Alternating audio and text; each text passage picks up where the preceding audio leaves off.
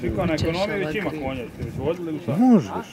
Ne, češljala bivnariće. Pruži mu joj ruku prvo da ti ponjuši. I jak je...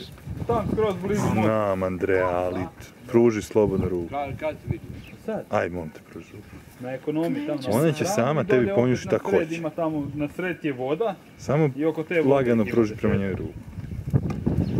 Da je već neko dobro. Što su ovi tak zabili?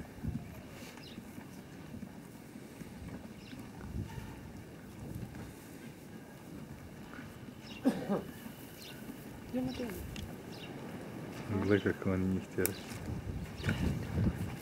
Idemo.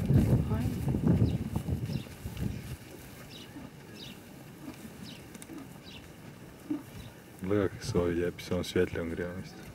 Gle, ovo ima tamnju leđnu. Tražim, slušaj, ako ugledaš kojeg... Da imaš šta? Da i... Ne može sad. Ali to je koju si ti razviš? Pa da. To nisam ni ja vidio. Ti nisi vidio auto. A jesam, ali nisam ga tak dobro vidio. Ivane, Andreja, vidiš kojeg da ima po leđima tamniju prugu, odmah mi zovu. Zašto? A to je kao starinske, drevne, divlje oznake. Šta kad ima?